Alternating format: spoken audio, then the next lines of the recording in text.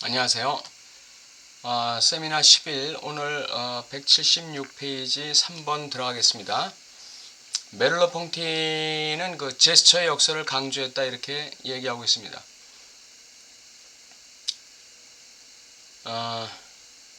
화가의 붓에서 미세한 터치들이 리듬에 맞춰 비처럼 쏟아지면서 하나의 기적처럼 그림을 만들어낼 때 그 터치, 이 터치 하나하나는 선택이 아니라 다른 무엇입니다.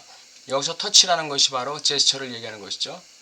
이 다른 무엇이 무엇인지는 공식화할 수 없을까요? 그러면서 두 번째 패러그래프에 제가 붓의 빗줄기라 부른 것을 통해 그것을 가장 정확하게 공식화해 볼 수 있지 않을까요? 만일 새가 그림을 그린다면 그림을 그리면서 깃털을 떨어뜨리지 않을까요? 뱀이라면 허물이 벗겨질 테고 나무라면 송충이와 이파리들을 비처럼 떨어뜨리겠지요. 회화의 경우에 쌓이는 것은 응시를 내려놓는 제1의 행위입니다. 이는 아마도 지구의 행위일 텐데요. 왜냐하면 그 행위는 구체화되면서 외부로부터 와서 그 결과물과 마주하게 될 모든 것들을 그 지구의 힘으로 떨궈내고 내쫓아버리고 무효화시키는 무엇이 될 것이기 때문입니다. 우리가 그 그림 앞에 있을 때 그 그림이 행사하는 그 영향력이라는 것은 바로 우리의 응시를 내려놓게 만드는 것이라고 얘기하고 있습니다. 그것이 어떤 의미냐면 우리를 내쫓아버리고 무효화시킨다고 그랬습니다. 나를 무화시키는 것이죠. 그림의 응시의 지점은 나를 주체를 무화시키고 무효화시키는 것이죠. 외부의 응시의 효과들을 다 무효화시키는 것입니다. 주체의 응시를 포기하게 만드는 것이죠. 화가의 붓터치는 하나의 동작이 끝을 맺는 곳이라는 사실을 유념하시기 바랍니다. 종결 동작이라는 거예요. 하나의 동작이 끝을 맺는 지점이다. 화가의 붓터치는 하나의 동작이 종결되는 지점이다. 하나의 일련의 동작이 종결되는 지점이 붓터치다. 그렇게 얘기하고 있습니다. 여기서 우리는 퇴행이라는 용어에 새롭고 색다른 의미를 부여해 줄 수 있는 무언가를 만나게 됩니다. 퇴행이라는 용어에 색다른 의미를 부여해 준다. 그림의 동의는 뭘까요? 그림을 화가가 그릴 때 그 그림의 동의는 뭘까요? 그것은 어떤 태초의 어떤 퇴행의 지점에서의 어떤 충동이 아닐까요? 태초의 화가의 심리적인 어떤 욕망, 어떤 충동, 원시적 충동, 이런 것이 그림을 그리는 동인이 아닐까요? 그런 의미에서 퇴행이라는 말이 나온 것이죠. 퇴행을 만나게 된다. 그림에서. 화가의 퇴행을 만나게 된다. 즉 시간을 거슬러서 자신을 촉발하는 고유한 자극을 산출해내는 한에서 이게 바로 원초적, 태초적 충동이라고 볼 수 있겠죠. 반응이라는 의미에서의 동인을 만나게 되는 것이죠. 이것이 이제 그 화가가 그림을 그리는 동인이라는 것입니다. 태고의 자극에 대한 반응으로서의 붓터치. 이에 따라 타자와의 관계가 분별되는 시초의 시간성이 여기 시관적장에서는 최종적인 순간의 시간성이 됩니다. 타자와의 관계가 분별되는 시초의 시간성, 즉 태고의 시간이 그림에서는 종결 시간이 되는 것이죠. 화가의 입장에서는 태초의 시간, 즉 퇴행의 지점, 태고의 지점의 시간성이 그림의 붓터치를 통해서 그림을 통해서는 종결 지점으로 작동하게 되는 것이죠. 마무리되게 되는 것입니다.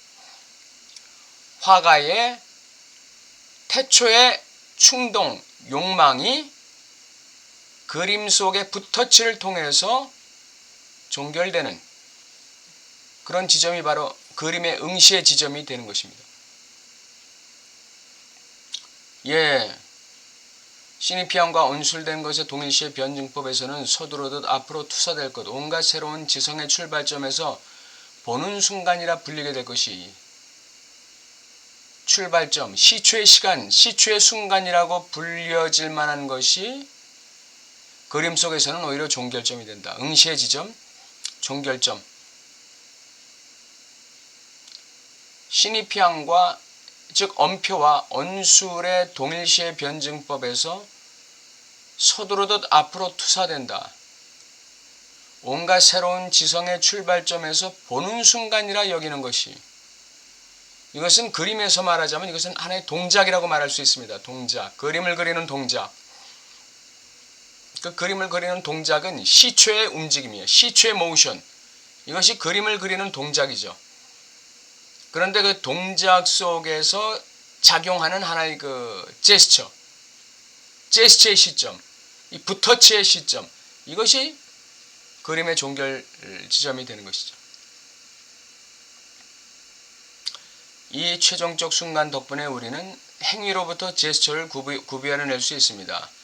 액션, 행동, 동작으로부터 제스처를 구별해낸다. 그림 그리는 행위로부터 제스처를 구별해낸다는 거예요. 그 제스처라는 것이 바로 말하자면 그 석가모니를 그릴 때 그 이 활용점정에 해당되는 것이 되겠죠. 활용점정을 찍는 제스처, 이게 바로 그림에서 태고적 동인으로 말미암아 종결되는 하나의 그 액션의 마무리로서의 제스처가 되겠죠. 캔버스 위에 붓터치가 가해지는 것은 제스처를 통해서입니다. 그리고 거기에는 언제나 제스처가 존재한다는 사실이 너무나 분명하기 때문에 인상이나 인상주의 같은 용어에서 알 수 있듯이 그림이 어떤 형태의 운동보다도 더 제스처에 가깝게 느껴진다는 것에는 의심의 여지가 없습니다. 그림 속에 그려진 모든 행동은 우리에게 전투 장면처럼 보일 겁니다. 말하자면 제스처를 위해 필연적으로 행해진 연극 장면처럼 보인다는 것이죠. 또한 바로 이처럼 제스처가 삽입되어 있기 때문에 구상하건 아니건 그림은 뒤집어 볼 수 없는 것입니다. 제스처가 삽입되어 있기 때문에 그 구상화가 아니건 그림은 뒤집어 볼 수가 없어요. 슬라이드를 뒤집어 틀면 좌우가 바뀌었는지 금방 알아챌 수 있습니다. 우리가 TV에서 슬로우 모션으로 그 운동선수의 동작을 거꾸로 돌릴 수가 있죠. 예. 그러면 그 육상 선수가 100m 종착점을 통과하는 그 순간을 우리는 거꾸로 돌려서 정밀하게 확인할 수가 있게 되는 것이죠. 손짓의 방향이 양측면의 대칭성을 분명하게 나타내주기 때문이죠. 그런데 그림에는 이 붓터치가 있기 때문에 그림을 뒤집어 볼 수 없다는 거예요. 이 말은 뭘 의미하냐면 그림을 그리는 그 동작 속에 제스처가 포함되어 있는데 이 제스처, 이 동작이라는 것은 그림을 그리는 동작은 일련의 액션이에요. 일련의 동작의 진행이에요. 근데 거기에서 붓터치, 이 제스처는 하나의 그 동작의 절단, 동작의 끊어짐이라고 할 수 있는 것이죠. 동작의 하나의 마침이라고 할 수 있는 것이죠. 그렇기 때문에 그 동작을 거꾸로 돌릴 수가 없다는 거예요. 따라서 우리는 여기서 응시가 어떤 하강, 아마도 욕망의 하강 속에서 작용한다는 것을 확인할 수 있습니다. 그러나 이것을 어떻게 말할 수 있을까요? 주체는 이런 상황을 전혀 알지 못하는데, 욕망이 하강하는 상황, 이걸 알지 못하는데, 왜냐하면 그는 원격 조정되고 있기 때문입니다. 아까 우리가 그림 앞에 쓸 때 응시의 지점에 의해서 무효화되고 무화된다고 했죠? 내려놔진다고 했죠? 응시도 내려놓게 되고 욕망도 내려놓게 되는 것이죠. 주체가 그림 앞에서. 왜냐하면 주체는 그림 속의 응시의 지점으로부터 원격 조정되고 있기 때문이다. 제가 무의식적인 것으로서의 욕망에 부여했던 인간의 욕망은 타자의 욕망이라는 공식을 변형시켜 말하자면, 이때 문제가 되는 것은 이를테면 타자 쪽의 욕망이며 그러한 욕망의 끝에는 볼거리를 주기가 있다고 말할 수 있습니다. 여기 타자의 욕망은 바로 그 그림 안에 있는 욕망이라고 할 수가 있겠죠. 그림 안에 있는 그 화가의 욕망을 말한다고 할 수가 있겠습니다. 그 화가의 욕망이 바로 우리에게 볼거리를 주기를 만들어내고 있는 것이죠. 그림에는 화가가 우리에게 주는 볼거리가 있다는 거예요. 주체에게 주는 볼거리가 있어요. 그 볼거리가 무엇일까요? 그 볼거리가 그림 속에 있는 그 화가가 제시하는 볼거리가 이게 뭘까요? 그게 대상의 예라는 것이죠. 락강 용어로 말하면 그게 대상의 예라는 것입니다. 어떻게 해서 이 볼거리를 주기가 무엇인가를 달랠 수 있는 것일까요? 어떻게 이 볼거리 주기가 주체로 하여금 주체의 무엇인가를 달랠 수 있는 그 이유는 무엇인가? 응시하는 자가 눈의 욕심을 가지고 있어서가 아닐까요? 충족시켜야 할 이 눈의 욕심이 바로 회화의 매혹적 가치를 만듭니다. 주체를 먹여 살려야 할 이 화가의 눈의 욕심, 응시의 욕심이 바로 회화의 그림의 매혹적 가치를 만든다. 충족시켜야 할 이 눈의 욕심이 누구의 무엇을 충족시키는 것이죠? 그림을 보고 있는 주체의 욕망을 충족시키는 것을 목표로 하고 있는 이 눈의 욕심, 즉 화가의 응시의 욕심이 그림을 매혹적인 가치를 갖게 만든다, 이런 얘기죠. 우리는 이 가치를 흔히들 생각하는 것보다 훨씬 더 낮은 차원에서 찾아야 할 겁니다. 그것은 눈이라는 기관의 진정한 기능인 사악한 눈, 탐욕으로 가득 찬 눈에서 찾아야 합니다.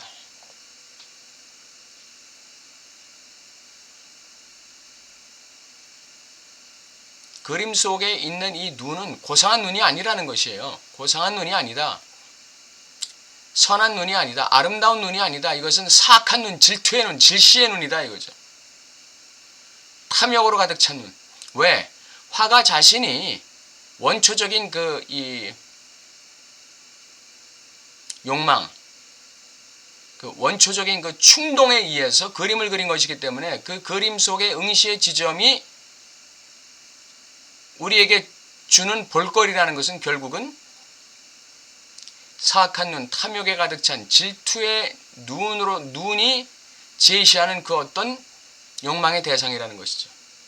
사악한 눈의 기능이 보편적인 반면 선한 눈, 은혜를 베푸는 눈에 대한 흔적은 어디서도 찾아볼 수 없다는 것은 놀랄만한 사실입니다. 그림 속에 있는 화가의 눈은 우리를 질투하는 눈이고 우리로 하여금 욕망하게 만드는 눈이고 탐욕에 가득 찬 눈입니다.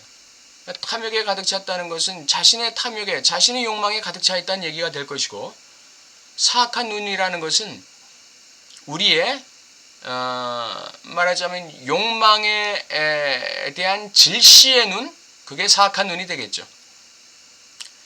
주체가 찾고자 하고 보고자 하고 만지고자 하는 그 대상 A를 화가도 역시 만지지 못하고 있거든요. 근데 주체가 그 그림을 통해서, 그림의 응시의 지점을 통해서 자신의 대상 A를 추구해 나간다는 것은 화가에게는 아주 질투나는 일이에요. 자기는 그걸 잡지 못했는데 자기의 그림을 보고 있는 주체가 그것을 잡으려고 한다? 이거는 화가 입장에서는 굉장히 화딱지나는 일이죠. 그래서 사악한 눈이 되는 겁니다. 질시의 눈이에요. 주체를 질시하는 눈, 탐욕을 가지고 주체를 바라보는 응시의 눈, 이게 화가의 눈이에요. 그림 속에 있는 화가의 눈, 사악한 눈. 이게 무슨 뜻일까요? 이는 결국 눈은 분리 능력을 타고나며, 여기서 제가 다양한 영역에 걸쳐 이야기하는 것을 양해해 주시기 바랍니다.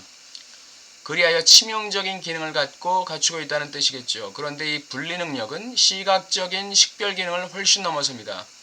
이러한 능력을 가지고 있다고 알려진 힘, 가령 쳐다보는 것만으로 동물의 젖을 고갈시키거나 질병이나 재앙을 야기하는 힘을 인비디아, 질시보다 더 잘 묘사할 수 있는 말이 있을까요? 이 사악한 눈을 설명하는데 이것이 바로 질시의 눈이라는 것이에요. 질시의 눈. 내가 갖지 못하고 있는 대상 A를 누군가가 갖고 있다고 여겨질 때 일어나는 질시, 이게 그림 속의 화가의 사악한 눈이라는 것이죠. 인비디아는 videre, 보다라는 동사에서 온 말입니다. 우리 분석가들에게 질시의 가장 좋은 본보기는 제가 오래전부터 아우구스티누스의 책에서 발췌해 본래의 의미를 되짚어보곤 했던 사례입니다. 엄마의 젖을 물고 있는 동생을 바라보는 아이의 인비디아에 대한 이야기가 그것인데, 여기서 아이는 동생을 산산조각 내고 그 독성이 본인에게까지 미칠 만큼 표독스러운 시선으로 동생을 응시합니다. 응시로서 기능하는 인비디아가 무엇인지를 이해하려면 그것을 질투와 혼동해서는 안 됩니다. 어린아이건 아니건 그가 질시하는 어떤 것이 꼭 그가 갖고 싶어할, 부적절하게도 그렇게 표현되고 있지만 그가 질시하는 어떤 것이 꼭 그가 갖고 싶어할 만한 것은 아닙니다. 동생을 응시하는 아이, 이 아이에게 아직도 자신이 젖먹이길 바라는 욕구가 있다고 말할 수 있을까요? 다들 아시다시피 질시란 통상 질시하는 자에게는 아무 소용도 없으며 그것이 과연 어떤 것인지 짐작조차 하지 못하는 것을 다른 이가 소유하고 있을 때 부추겨지는 감정입니다. 질시라는 것은 뭔가 귀한 것이긴 한데 나에게는 그렇게 절대적으로 필요한 건 아니에요. 근데 어떤 귀한 것을 다른 사람이 소유하고 누리고 있다고 여겨질 때 그 질시의 마음이 생기는 것이죠. 질시의 눈이 나오는 것이에요. 이런 것이 바로 진정한 질시입니다. 주체가 이렇듯 질시로 하얗게 질리게 된다면 이는 무엇 때문일까요? 그것은 바로 그 앞에 그 자체로 완결되어 있는 충만함의 이미지가 있기 때문입니다. 자신이 매달려 있는 분리된 소문자 A가 어떤 타자에게는 그 타자를 만족시키는 소유물, 베프리디궁, 만족이 될 수도 있다는 사실 때문이죠. 질시가 일어나는 이유는 바로 어떤 충만함의 이미지가 나에게도 있잖아요. 나에게도 어떤 충만함의 이미지가 있는데 그 충만함의 이미지의 실상이 다르다 할지라도 어떤 타자가 내가 생각하는 충만함의 이미지를 누리고 있다고 생각될 때 나오는 감정이 질시다.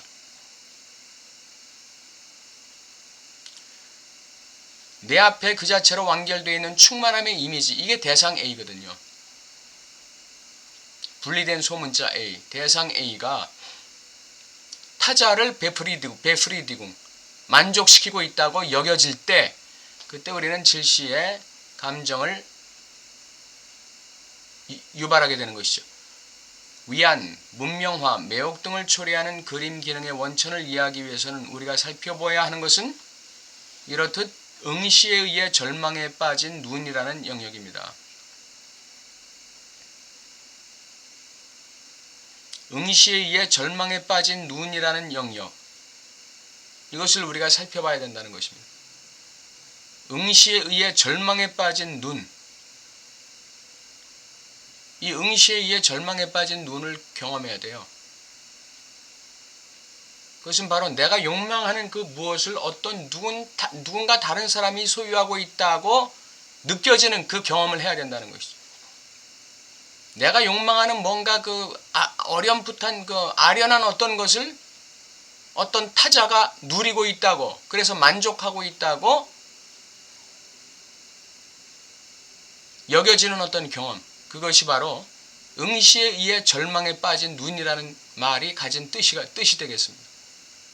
그런 경험을 해야 돼요. 그게 바로 결여의 경험인 것이죠. A와 욕망의 근본적 관계는 제가 전이와 관련해 이제부터 도입하려는 것의 본보기로 사용될 겁니다. 질의응답은 다음 시간에 하도록 하겠습니다. 감사합니다.